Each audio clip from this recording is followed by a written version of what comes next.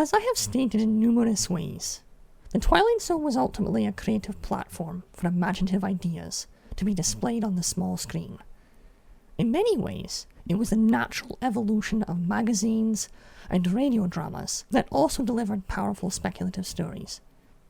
And many would argue that the Twilight Zone was the pinnacle of that form of storytelling. While there are many elements that make a good episode, the spark that lights the flame is the author. They are the driving force in generating the idea, concept, and script that evolves into the masterpiece, or disaster, that it will eventually be. So in this retrospective, I shall be paying one final salute to the authors that kept the show going with their best efforts. And in some cases, the authors who couldn't kill the show despite their best efforts. Here's the facts. There were 21 authors who contributed stories to the show. 13 of these wrote one each, and on the far end of the scale, we have Rod Serling, who wrote 92. To illustrate, here's a pie chart. The grey is Mr. Serling.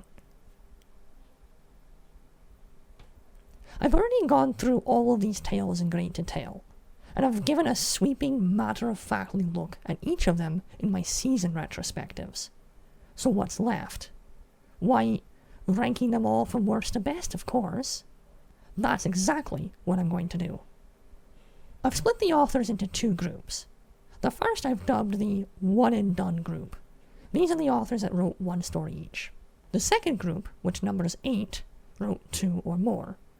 Now with this second group, I try to be as fair as possible in factoring quality over quantity, since we have a range from 2 all the way to 92. Just keep that in mind. The playing field is not even. But nevertheless, I hope you will enjoy this feature.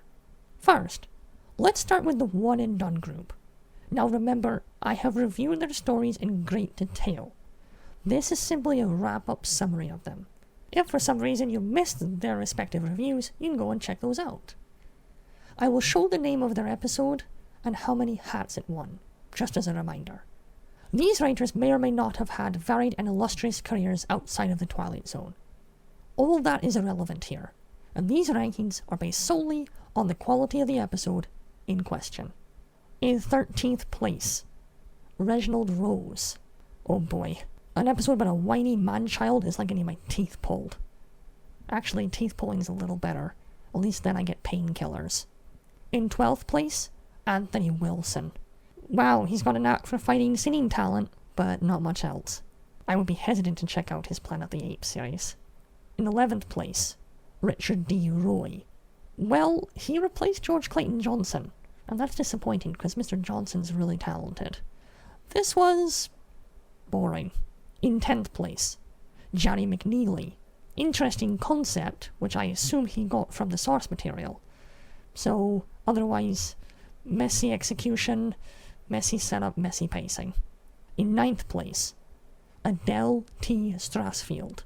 The actual dummy Caesar was an interesting villain, but we already had an evil dummy story. And, that terrible little girl character. I'll never forgive her for that. In 8th place, Ray Bradbury.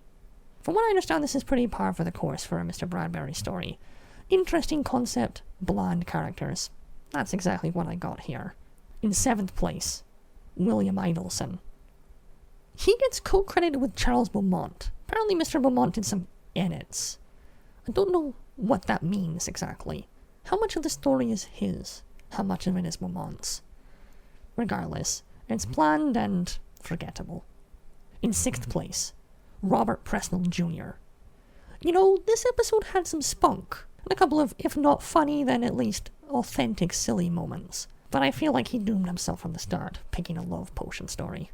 In 5th place, John Faria Jr. Another silly fluff tale, but it's harmless enough. I definitely want to sit through it again though, especially since it's 45 minutes. 4th place, Bernard C. Schoenfeld. This one was legitimately funny, and pretty good. Not going to change your life or anything, but worth a watch, especially considering how rocky Season 5 could get. In 3rd place, E. Jack Newman. This was a heartfelt tale about a man nostalgic for the past and a lost loved one. It's just, there were other episodes that did this better, and I feel like this one got overshadowed. In second place, John Tomerlin. This one was really good. I feel sorry for Mr. Tomerlin, because he got lumped in with Charles Beaumont on the writing credits when Mr. Beaumont couldn't have possibly actually written the teleplay. Besides the idea, I love the aesthetic of this episode. The dialogue and the pacing were right on, if a bit repetitive. And the best one-and-done author in the series was Robert Enrico. Well, he was the only author who got a 3 out of 3 from me, so this wasn't too tough a choice. Robert Enrico both wrote and directed the episode in question, and he did a marvellous job. One of the best visual treats the series has had. He knew how to deliver. Now the remaining 8, ranked from worst to best. I've taken into account a few things, but most of all, the overall quality of their tales versus how many duds they had, as well as how well their tales fit the feel of the show. I don't think there's any surprise who's at the top, but it should be fun to go through the list and see where everyone else ended up. In 8th place, Earl Hamner Jr. I don't think there's any surprise that he's at the bottom. Earl Hamner Jr. had no place writing for the Twilight Zone. Don't know what show he did have place writing for. Wasn't this one. Earl Hamner Jr. became synonymous with 3 other words. Change the channel. In 7th place, Martin M. Goldsmith. This is a tough one, because Mr. Goldsmith only wrote 2 episodes for season 5, one of which was really interesting, and the other was still interesting, but very flawed. And it's hard to know whether or not he would have kept up the good side or the bad side without some more material. But I think he understood the theming, and that Twilight Zone needed powerful concepts. In 6th place, Montgomery Pittman.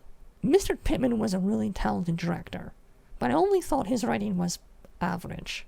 He sits at number 6 above Mr. Hamner and Mr. Goldsmith simply because I saw him actively getting better every time he wrote a script. I could see his natural evolution, and I earnestly believe if he had died suddenly, he would have been a great contribution to further seasons. In 5th place, Charles Beaumont.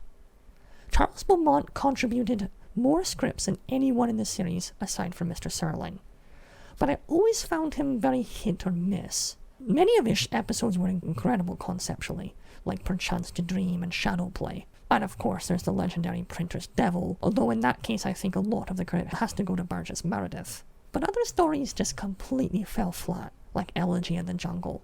I think a big part of that was because Mr. Beaumont was writing from stories he had already published for magazines, whether or not they were really Twilight Zone worthy.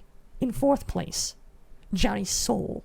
Now Jerry Soule was a ghostwriter for Mr. Beaumont, and once I figured out that all the horror stories I really enjoyed were actually him, it really clicked. And now all of his stories are horror stories, so he does come off a little one-note, as I mentioned in my Season 5 retrospective. But if you're in for getting spooked, I can't think of too many authors better suited. In 3rd place, George Clayton Johnson. Mr. Johnson created a surprisingly good and well-structured comedy in A Penny for Your Thoughts in Season 2, and came back swinging hard in Season 3 with 3 fantastic episodes. Johnson knew how to do real people, well and grounded. The concepts didn't need to be high and mighty, and he could pull off the one-man or one-woman show better than many others could.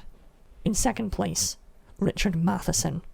I've praised Mr. Matheson over and over again. You knew he was going to be number 2. I think all of his tales are worth watching, even the ones that didn't score very high, because Mr. Matheson got that this was a visual medium. He understood the process of bringing his script alive, and of course, a lot of that's great direction as well. But he knew what would work in a script. He didn't just write whatever came to mind and hoped other people would sort it out. And of course, the greatest writer this series had was Rod Serling. You knew Mr. Serling was going to be at the top. Going back to my pie chart, he wrote almost 60% of the entire series' works. Yes, he had some duds, but to his credit, would I have been able to pull off 92 absolute gems week after week? I don't think so. And with so many legendary, timeless classics to his name, there is no arguing who is king of the Twilight Zone. Fittingly, it's also its creator. Every good episode began with a good pen stroke across a script, And these were the authors who made it happen. Again, you want more in-depth thoughts about what I thought about each of these authors and their works, check out my season retrospectives, as well, of course, as the individual episode reviews. I hope you enjoyed this and found it informative and fun. Thanks for watching.